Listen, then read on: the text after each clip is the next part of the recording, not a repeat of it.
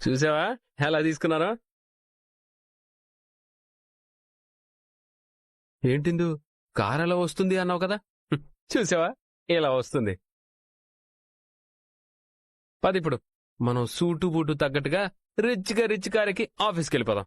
పద పద పద పద, వెళ్ళు. రాజు, టాటా బాబాయ్ అత్తయ్య. నా కారు! అయ్యో, నా కారు! అయ్యో, నా కారు! నా కారు! అయ్యో, ఏమండి, నా కారు! నా కారు! ఓరిడి దుంపతగా, కారేంటి అలా వేసుకుని వెళ్ళిపోయాడు? నేను అనుకుంటూనే ఉన్నానే, వీడు ఏదో రకంగా మాయ చేస్తాడు అని. అవును, మీరు అనుకుంటూనే ఉంటారు, ఏమీ చెయ్యరు. అయినా నడువు దగ్గరున్న తాళాలు ఎలా చూశాడు వాడు? వీడి కళ్ళు తగలయ్యా. వాణ్ణి చూస్తుంటే దొంగలకే దొంగలా ఉన్నాడు భ్రమరం. గజ దొంగలా కనిపిస్తున్నాడు. ముందు ముందు ఇంకా ఏం దోచుకుంటాడో ఏమో. నువ్వు మదన్ని ఈ ఇంటి యువరాజులా చూడాలనుకున్నావు, కాని ఆ దేవుడు ఎందుకో మరోలాగా స్క్రిప్ట్ రాశాడని నాకు డౌట్గా ఉంది. ఆపుతావా? నువ్వు నీ అపశకునపు మాటలు. లేదు భ్రమరం, నాకెందుకో వాడింట్లోకి వచ్చిన దగ్గర నుంచి ఏదో తేడాగానే అనిపిస్తోంది. తేడా లేదు, పాడు లేదు. వాడు ఎక్కడ ఎన్ని వేషాలేసినా సరే, ఆఫీస్లో మాత్రం ఆ రేఖని కంట్రోల్ చేయడం ఎవ్వరి వల్ల కాదు. నీకు అర్థం కావట్లేదే, వాడు ఆ రేఖను దాటుకునే ఇంట్లోకి వచ్చాడు. ఏమోలే, వాడు క్షేమంగా నా కార్ని వెనక్కి తీసుకొస్తే చాలు. దాని మీద చిన్న గీత పడ్డా కాని నా గుండెల్లో గీత పడినట్టుంటుంది. అయ్యో, నా బుజ్జిముండ కారు! నాకెందుకో మనసులో చాలా ఆనందంగా ఉందండి. ఎందుకలా అనిపిస్తుంది? అదేనండి, ఇందూని, కొత్తగా వచ్చిన అబ్బాయి రాజుని చూస్తుంటే రాజ్, కావ్య ఇద్దరిని చూస్తున్నట్టుగానే ఉందండి. వాళ్ళిద్దరూ అలా పక్కపక్క నడుస్తూ ఆ మెట్లలా దిగుతూ వస్తుంటే నాకైతే రాజ్, కావ్య ఇద్దరూ కలిసి వస్తున్నట్టే అనిపించింది. ముఖ్యంగా రాజు నా దగ్గరకొచ్చిన ప్రతిసారి నా గుండెందుకో వేగంగా కుట్టుకుంటోంది. ఏదో తపన పడుతోంది. దేనికోసమో తాపత్రయపడుతోంది నా మనసు. ఒక కన్నబిడ్డ దగ్గరకొస్తుంటే తల్లి మనసు ఎలా చెలిస్తుందో అలా అనిపిస్తోంది. అవునపర్ణ, నాక్కూడా అలాగే అనిపిస్తుంది. వాళ్ళిద్దరిని చూస్తుంటే చాలా సంతోషంగా ఉంది. దేవుడు మన దగ్గర్నుంచి ఒకటి లాక్కుంటే మరొక రూపంలో ఇంకొకటి ఇస్తాడంటారు కదా. మన కొడుకు కోడల్ని దూరం చేసిన ఆ దేవుడే తిరిగి వాళ్ల రూపాన్ని మన ఇంట్లోకొచ్చేలా చేశాడు. ఇన్ని రోజులకి ఇందుకి నిజంగా ఒక తోడు దొరికిందండి, ఒక బలం దొరికింది. ఇందు జీవితం ఎలా ఉంటుందో, ఏమైపోతుందో, ఆ రేఖ ఏం చేస్తుందో, తనని ఎన్ని ఇబ్బందులు పెడుతుందోనని నేను చాలా భయపడుతూ ఉండేదాన్ని. కాని ఎందుకో ఇందు పక్కన ఈ అబ్బాయిని చూస్తే ఇందుకొక భరోసా దొరికిందని నా మనసు కనిపిస్తోందండి. ఆ ధైర్యంతోని ఇప్పుడు కొత్తగా బాధ్యతలు తీసుకోవాలని నిర్ణయించుకుందండి. ఆ దేవుడు వాళ్ల కండగా ఉంటే అంతకు మించి మనకు కావాల్సిందేముంటుంది చెప్పండి? స్వరాజ్ గ్రూప్ ఆఫ్ ఇండస్ట్రీస్కి వీళ్లు మళ్లీ పూర్వవైభవం తీసుకొస్తే నాకదే చాలండి. రాజ్, కావ్య ఏ ఆశయాలతో అయితే ఆ కంపెనీని నడిపించారో అదే ఆశయాలు కొనసాగుతూ ఉండాలి. ఎంప్లాయీస్ బావుండాలి, కంపెనీ బాగుండాలి, 10 మందికి ఉపయోగపడాలి, సమాజానికి ఉపయోగపడాలి.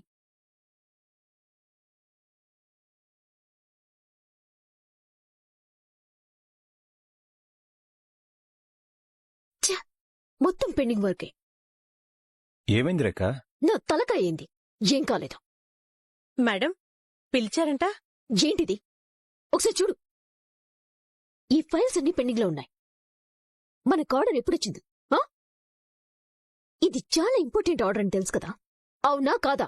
అవును మేడం. మరి ఎందుకు మ్యానుఫ్యాక్చరింగ్ కి ఇప్పటి వరకు డిజైన్స్ పంపించలేదు? ఇన్ టైంలోగా ఆర్డర్ కంప్లీట్ చేసి పంపించాలి కదా. క్లయింట్ మనకి ఆర్డర్ ఇచ్చి ఎన్నాళ్ళైంది? స్టాఫ్ అందరూ ఏం చేస్తున్నారు? గాడిదలు కాస్తున్నారా? Sorry madam. అసలు పెండింగ్ ఎందుకుంది? ఎంత చెప్తున్నా స్టాఫ్ వినడం లేదు మేడం. శాలరీస్ ఇస్తే తప్ప పని చేయమంటున్నారు. అందరూ పెన్ డౌన్ చేశారు మేడం. అంటే వీళ్ళు పెండం చేసి పెన్నుల పెన్సిల్ని పక్కన పడేస్తే ఎప్పుడు డిసైజ్ చేయలేరనుకుంటున్నారా? ఎంత ధైర్యం ఉంటే నన్ను ఎదిరించి పని చేయమంటారు. వాళ్ళ సంగతి తెలుస్తాను. నువ్వు వెళ్ళి అందరినీ గ్యాదర్ చేయి, నేనొస్తున్నాను. Okay madam.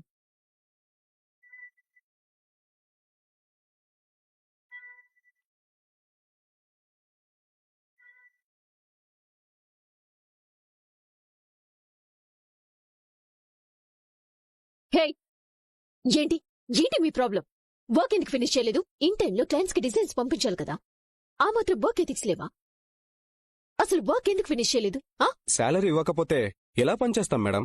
అంటే శాలరీ కొంచెం లేట్ అయితే పని ఆపేస్తారా? ఇప్పుడు మీరు పని చేయకపోవటం వల్ల క్లయింట్ నుంచి రావాల్సిన అమౌంట్ మనకి రాదు. కంపెనీ లాస్ అవుతుంది. అదంతా ఎవరు భరించాలి? ఆయన మీకేమీ కంప్లీట్ గా ఎగ్గొట్టడం లేదు కదా. ఇన్ని సంవత్సరాలుగా శాలరీస్ అన్ని కరెక్ట్ గానే వస్తున్నాయి కదా. ఒక్కసారి లేట్ అయితే ప్రాణాలేమైనా పోతున్నాయా?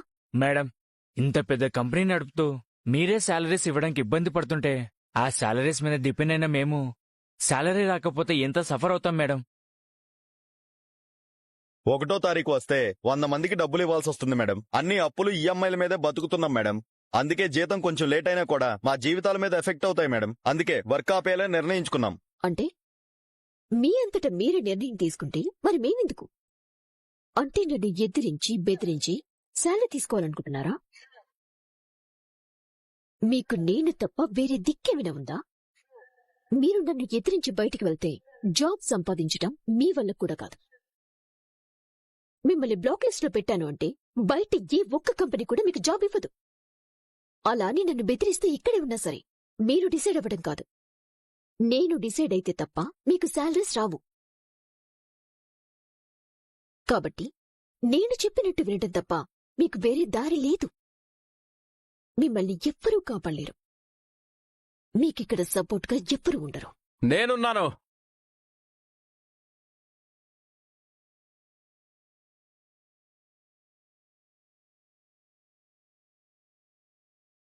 ఇతనేంటి ఇందు మేడంతో వస్తున్నాడు? ఏం జరుగుంటుంది? వాళ్ళకి నిజం తెలిసిపోయిందా?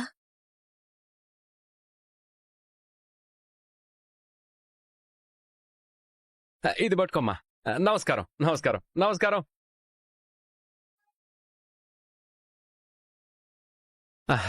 My dear brothers and sisters, బాయ్యో और బహనో, అందరికీ నమస్కారం. వీణెందుకు ఇక్కడికి తీసుకొచ్చావు? నేను తీసుకురాలేదు, వాడే తీసుకొచ్చేలా చేశాడు. నన్ను కంపెనీకి తీసుకెళ్ళు, లేకపోతే అందరికీ మన విషయం చెప్పేస్తాను అని బెదిరించాడు. అందుకే తప్పక తీసుకొచ్చాను. వాట్ మై డియర్ పిన్ని, ఏంటో గూడుబుడాని చేస్తున్నారు? నాకు తెలియకుండా ఏదో గుసగుసలాడుతున్నారు.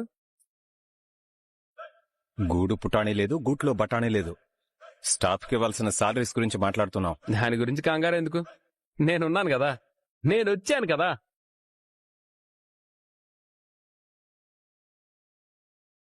ఇక నుంచి టైం మారుద్ది, టైం టేబుల్ మారుద్ది, రూల్స్ మారుతాయి, రూలింగ్ మారుద్ది. ఏ టు జెడ్ అంతా మన స్టైల్లో నడుస్తుంది. ఇక్కడ మేము ఇంత సీరియస్ గా మాట్లాడుతుంటే నువ్వేదేది వాగుతావేంటి? అయ్యో, వర్క్ చేసే దగ్గర సీరియస్ ఎందుకు పిన్ని? సరదాగా ఎంజాయ్గా ఉండాలి. ఆడుతూ పాడుతూ పని చేయాలి. అప్పుడే స్ట్రెయిన్, స్ట్రెస్ ఇలాంటివేమీ ఉండవు. అందరూ హ్యాపీగా ఉంటారు, హ్యాపీగా పని చేసుకుంటూ ఉంటారు. మంచి రిజల్ట్స్ వస్తాయి, మంచిగా జీతాలు కూడా వస్తాయి. సూపర్గా లాభాలు తెస్తారు పిన్ని వీళ్ళందరూ.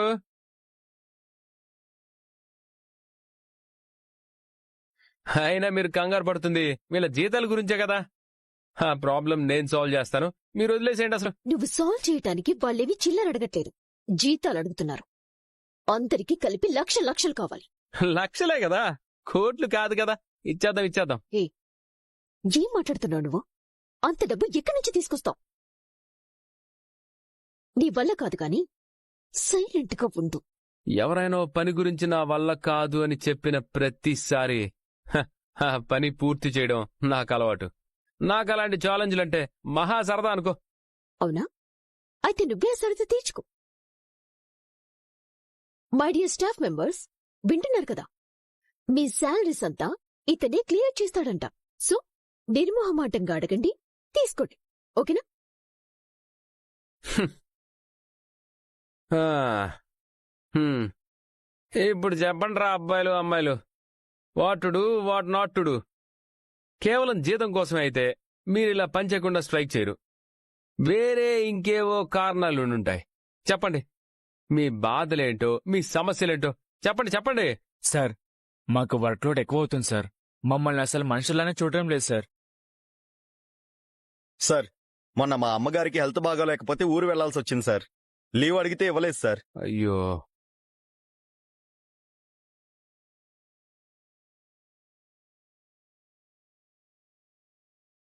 చూడండి, ఒకప్పుడు మా అమ్మా నాన్నలున్నప్పుడు ఈ కంపెనీని ఎలా చూసుకున్నారో, మిమ్మల్ని ఎలా చూసుకున్నారో మీ అందరికీ బాగా తెలుసు. వాళ్ళు వెళ్ళిపోయాక కంపెనీలో చాలా ప్రాబ్లమ్స్ మొదలయ్యాయి. ఇప్పుడు మీ అందరి మాటల్లోనే అది మాకు స్పష్టంగా అర్థమవుతుంది. నాకు కొన్ని రోజులు గడువివ్వండి. నేను తప్పకుండా మీ శాలరీస్ క్లియర్ చేయడంతో పాటు ముందు ముందు మీకే సమస్యలు రాకుండా చూసుకుంటాను. ఒకప్పుడు ద గ్రేట్ రాజ్ కావ్యలున్నప్పుడు ఇక్కడ ఏ రకంగా అయితే వర్క్ అట్మాస్ఫియర్ ఉంటుందో అలాంటి అట్మాస్ఫియర్ ని నేను క్రియేట్ చేస్తాను. అందరూ సంతోషంగా ఒక కుటుంబంలా ఉండేలా చూసే బాధ్యత నాది. Please believe me. మీరింత నమ్మకంగా ఇంత బాధ్యతగా చెప్తే మేం మాత్రం ఎందుకు కాదంటాం మేడం? మీ అమ్మా నాన్నల మీద ఏ గౌరవం అయితే ఉందో మీ మీద కూడా అదే గౌరవం ఉంది మేడం. మీరు చెప్పినట్టుగానే త్వరలోనే మా శాలరీస్ క్లియర్ చేస్తారని అనుకుంటున్నాం మేడం. కంపెనీ బాధ్యతలు మీరే తీసుకుంటే అంతకంటే సంతోషమైన విషయం మరొకటి ఉండదు madam. Thank you. Thank you so much. Thank you so much for your cooperation.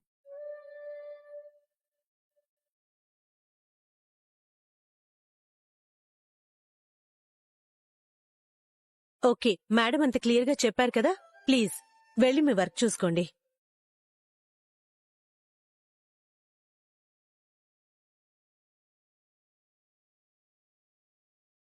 Sir, madam, నేను శృతిని, ఈ ఆఫీస్ ఇన్ఛార్జిని. Thank you. సంతోషం అండి. Nice to meet you. Thank you sir. మిమ్మల్ని ఎక్కడో చూసినట్టుందే. ఎక్కడ చూసుండర్లే. మేడం, ఇంతకీ సార్ ఎవరు చెప్పలేదు? నా హస్బెండ్. మీరు ఇతన్ని పెళ్లి చేసుకున్నారా? అవును.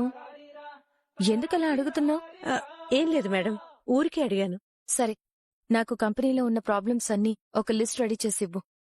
అవన్నీ నేను ఒకసారి చూడాలి. Okay madam. Okay, thank you. చూడండి, ఈ కంపెనీ అంత పెద్దది, ఇంత గొప్పదని మీ మేడం చెప్తున్నారు కదా. సుమారుగా ఎంత టర్నోవర్ అవుతుంది? ఒకప్పుడైతే 200 కోట్లు టర్నోవర్ ఉండేది సార్. 200 కోట్ల? ఇప్పుడు బాగా తగ్గిపోయింది.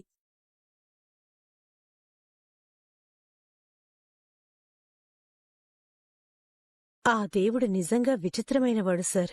మీరు దుగ్గిరాల కుటుంబానికి వారసుడని మీకు తెలియకుండానే తీసుకొచ్చి మిమ్మల్ని ఇక్కడ పడేశాడు.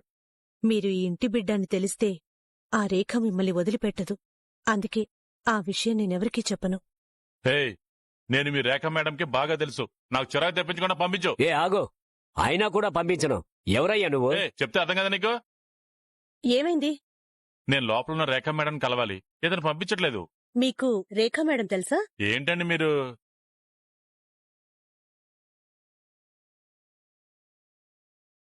ఇతనేంటి రేఖా మేడంది పాత ఫోటో చూపిస్తున్నాడు? ఈ మేడమే కదా రేఖ మేడం అంటే? అవును. ఆ, ఇప్పుడు మీ డౌట్ క్లియర్ అయింది కదా. అసలు మా రేఖా మేడంతో మీకేంటండి పని? మాది 20 ఏళ్ల పరిచయం. 2 మాటల్లో చెప్పలేను. చెప్పేంత టైం కూడా నాకు లేదు గాని, ఇదిగో మీ రేఖా మేడంకి ఫోన్ చేసి యాంటోనీ వచ్చాడు, మిమ్మల్ని కలవాలంటని చెప్పండి. పరిగెత్తుకుంటూ వస్తుంది.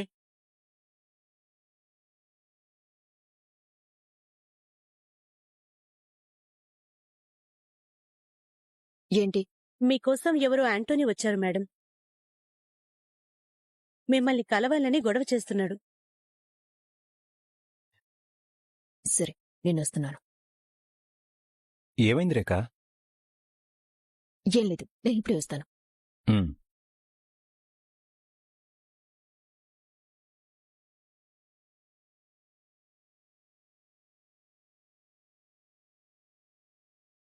నమస్తే మేడం.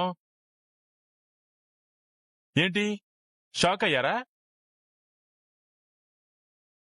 ఆ, శృతి, నువ్వు వెళ్ళిపో. సెక్యూరిటీ, నువ్వు కూడా అటు వెళ్ళు. మేడం ఎందుకు తనని చూసి కంగారు పడుతున్నారు? ఎందుకు మమ్మల్ని వెళ్ళిపోమంటున్నారు? శృతి, చెప్పింది నీకే. వెళ్ళి లోపల వర్క్ చూసుకో. వెళ్ళు. ఇలా రా. రా. ఏంటి మళ్ళీ ఎందుకొచ్చావు? రావాలనిపించింది, వచ్చాను. ఆ రోజే చెప్పాను కదా, జీవితంలో నా కంటికి కనిపించొద్దు అని. అవును చెప్పారు, కానీ మీరు నా మొహాన్ని కొట్టిన చిల్లరా నాకు సరిపోలేదు. ఇప్పుడు నా బతుకు రోడ్డు పాలైపోయింది. మీరేమో అదృష్టంతోటి అందలం ఎక్కేశారు, కోట్లు కోట్లు సంపాదిస్తున్నారు. మరి నా సంగతేంటి? ఏంటి నీ బాధ? అదే, మీరా రోజు నా చేతిలో పెట్టిన మీ బిడ్డ ఇప్పుడు పెరిగి పెద్దవాడయ్యాడు. ప్రతిరోజు మా అమ్మ ఎవరు, మా అమ్మ ఎక్కడా అని నా ప్రాణాలు తోడేస్తున్నాడు అనుకోండి. వాడింకా నీ దగ్గరే ఉన్నాడా? మీరు వదిలేసినంత ఈజీగా నేను వదిలేలేను కదా మేడం. అందుకే వాడు నేను ఇద్దరం కలిసే ఉంటున్నాం. నేనే వాడి తల్లినని వాడికి చెప్పావా? అమ్మా అలా ఎలా చెప్తాను, చెప్పను కదా మేడం. కానీ నేను అడిగింది ఇవ్వకపోతే చెప్పేస్తాను. బతకడానికి చాలా కష్టంగా ఉంది మేడం. పైగా మీ కొడుకు బరువు బాధ్యతలు కూడా నేనే మోస్తున్నాను. అందుకే మీరు నెలకి 1,00,000 రూపాయలు నా మొహాన పాడేశారనుకోండి, ఇక నేను మీ జోలికి రాను. ఏంటి బెదిరిస్తున్నావా? బెదిరించేవాడిని అయితే మరోలా ఉండేది మేడం. నేను నా కష్టం చెప్పుకుంటున్నాను అంతే. ముందు వీడడిగింది చేద్దాం, తర్వాత వీణ్ణి ఎలా వదిలించుకోవాలో ఆలోచిద్దాం. సరే, నీ అకౌంట్ నెంబర్ నాకు సెండ్ చేయి, డబ్బులు పంపిస్తాను. ఇంకెప్పుడు ఈ ఆఫీసుకి కానీ ఇంటికి కానీ రావద్దు.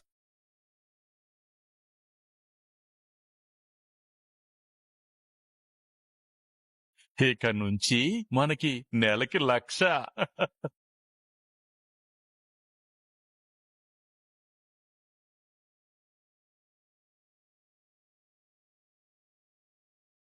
హలో. రే ఆంటోనీ, నువ్వు ఉండడానికి రూమ్ మొత్తం సెట్ చేసి పెట్టాను. ఓ వెరీ గుడ్. నువ్వు మా అమ్మ గురించి తెలుసుకుంటానని వెళ్ళావు కదా, ఏమన్నా తెలిసిందా? అవును తెలిసింది. తెలిసిందా? ఎవరా మా అమ్మ? ఎక్కడుంటుందిరా? రే చెప్పరా, నేను ఇప్పుడే అక్కడికి వచ్చేస్తాను, చెప్పరా. రే లక్కీ, నేను చెప్పేది పూర్తిగా వినరా.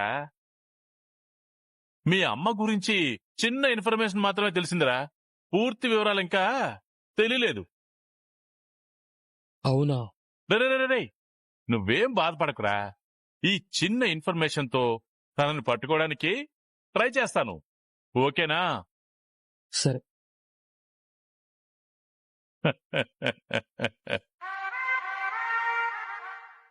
ఈ రేఖ నెలకి 1,00,000 ఇస్తుంది. ఆ లక్కీగాడు రూము ఫుడ్ చూసుకుంటాడు. ఇక మనం హ్యాపీగా దర్జాగా బతికేయచ్చు.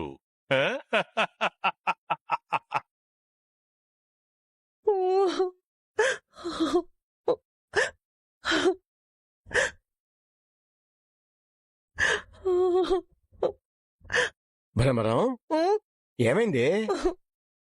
ఇంటి బయట అటు ఇటు తిరుగుతున్నావు? ఆ రాజుగాడు నా కారు తీసుకెళ్లాడు కదా. అవును.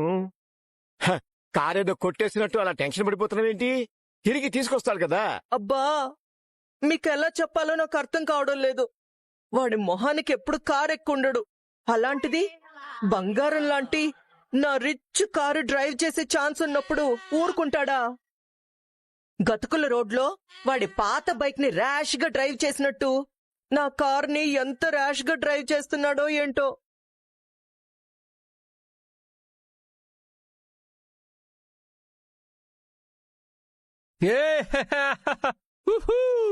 హలో, ఏంటి కేరింతలు అరుపులు?